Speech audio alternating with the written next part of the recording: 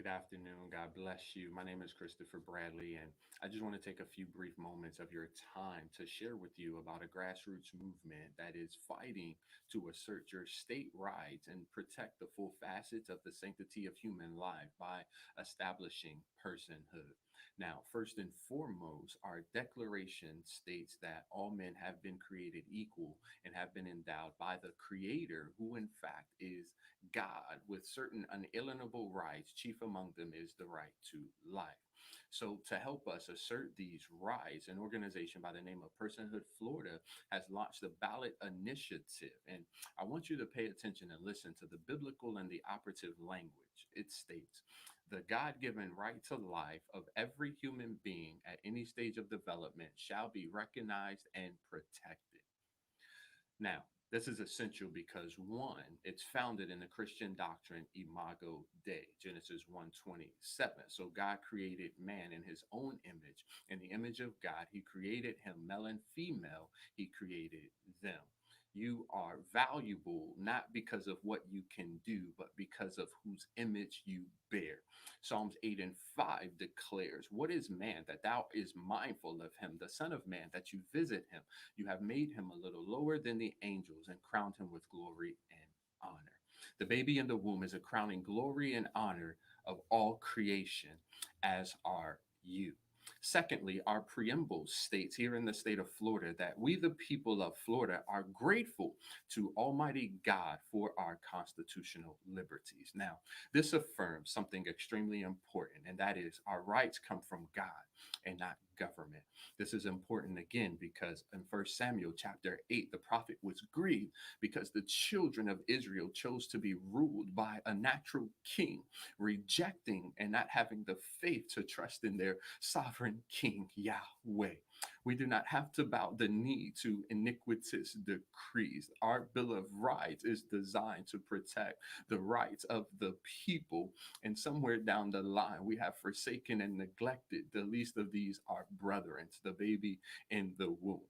Thirdly, is this affirms, as the illustration behind me shows to you, that it goes from womb to the tomb, the preborn baby from natural conception all the way through to the elderly. My fourth thing is it's uncompromising. And when I think about uncompromising, I reflect to Exodus chapter 10, verse 24 through 26, when the children of God were suffering in Egypt under tyranny.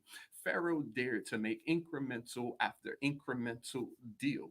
And Moses had the unlitigated audacity to stand up and declare, not one hoof shall be left behind. He was unwilling to leave behind a goat, a ram, a bull, an animal of any sort. How much more should we be not willing to leave behind babies created in the image of God after his likeness? Beloved, they are persons irregardless of their size. They are persons irregardless of their dependability and or their manner of conception.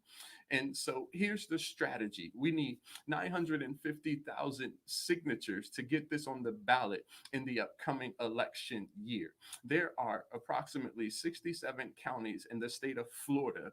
And so we need 15,000 signatures from each county.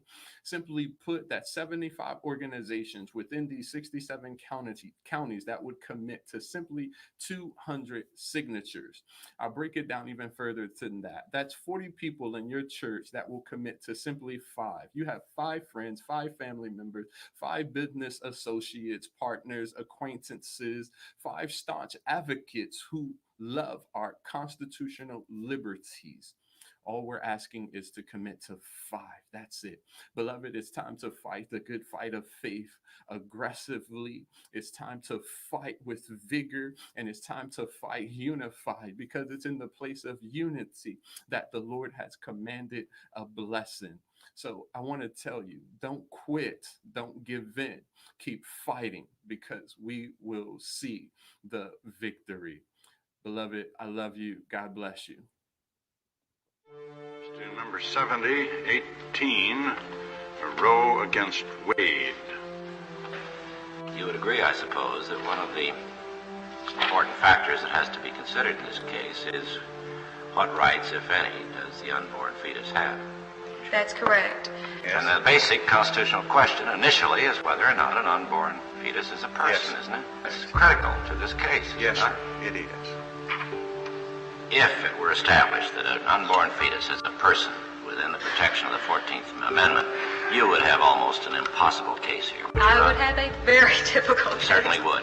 Could Texas constitutionally, in your view, declare that by statute that a fetus is a person for all constitutional purposes? The state could obviously adopt that kind of statute, and then the question would have to be adjudicated. If it were established that an unborn fetus is a person within the protection of the 14th Amendment, you would have almost an impossible case. It's an impossible case. It's an impossible case. It's an impossible case.